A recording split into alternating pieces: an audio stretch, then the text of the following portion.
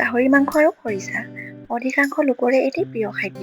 তেনেহ'লে আহকচোন এই প্ৰিয় খাদ্যবিধ বনোৱাৰ ৰেচিপিটো আমি সকলোৱে মিলি উপভোগ কৰোঁ। Hello everyone, welcome to my channel.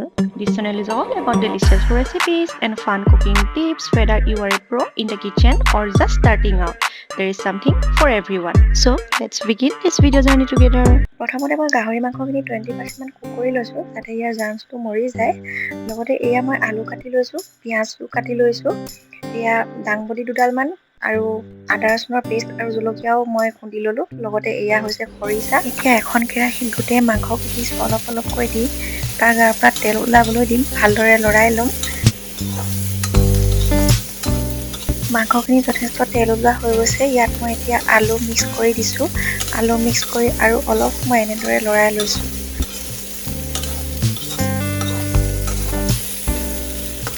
কিছু সময়ৰ পিছতে মই ইয়াত অলপ প্ৰয়োজন অনুসৰি নিমখ দি লৈছোঁ। নিমখ দি মই অলপমান ভালদৰে লৰাই লৈছোঁ আৰু গেছটো মিডিয়াম ফ্লেমত মই দিছোঁ।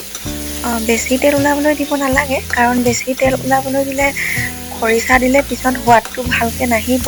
যদি জোল নবনাই আপোনালোকে ড্ৰাই বনাওঁ বুলি ভাবে তেতিয়া তেল ওলাবলৈ দিব পাৰে, তেতিয়াও সোৱাদটো ভাল আহিব।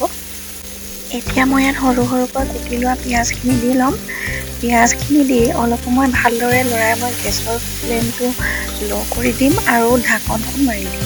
প্ৰথমতে পানী এড কৰি বইল বনোৱাতকৈ যদি এনেদৰে অলপমান গাৰ তেল উলিয়াই পিনি বইল বনোৱা হয় তেতিয়া সোৱাদটো বেছি হয়। এতিয়া প্ৰয়োজন অনুসৰি মই গৰম পানী 2 কাপ ইয়াত ঢালি দিছোঁ। মাংসত পানী এড কৰিলে সদায় গৰম পানী ঢালিব লাগে। এতিয়া মই ইয়াত অলপমান আধা চামুচমান হালধি এড কৰি দিছোঁ। এনেদৰে ভালদৰে উতলটো আহোঁতে মই আদা ৰচুনৰ পেষ্টখিনি দি দিছোঁ। লগত দিছোঁ দাংবডি দুডালমান। আপোনালোকে দাংবডি নিদিলেও হয়, মোৰ ইয়াত আছিলে কাৰণে মই দি দিলোঁ। এতিয়া অলপ সময় মাংসখিনি সিজিবলৈ দিম। এতিয়া মই ইয়াত খুন্দি লোৱা জলকীয়াখিনি এড কৰি দিছোঁ। জলকীয়াখিনি দি প্ৰায় 5 মিনিটমান সময় মই এতিয়া ঢাকনখন লগাই দিম যাতে জলকীয়াৰ ৰসটো ওলায়। জলকীয়াৰ পৰা ৰস ওলোৱা হৈ গৈছে। এতিয়া মই ইয়াত 3 চামুচমান খৰিচা এড কৰি দিছোঁ।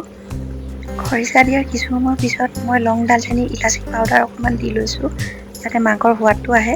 লগতে শুকান জলকীয়া খুন্দি পাউডাৰ বনাই লৈছিলোঁ, সেয়াও অকণমান দি দিছোঁ যাতে অলপমান কালাৰটো আহে। এতিয়া মই মাংসখিনি প্ৰায় 15 মিনিটমান সময় সিজিবলৈ দিম। এয়া দেখিছেনে মাংসখিনি সিজা হৈ গৈছে।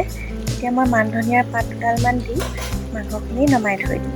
এয়া গাহৰি মাংস খৰিচাৰ লগত বইল বনোৱাৰ পদ্ধতি আছিলে। অতি সহজ কিন্তু খাবলৈ বহুত টেষ্টি। আজিলৈ ইমানতে আহিছোঁ, ধন্যবাদ। Thank you for watching. Make sure to subscribe and hit the notification bell so you don't miss any new videos.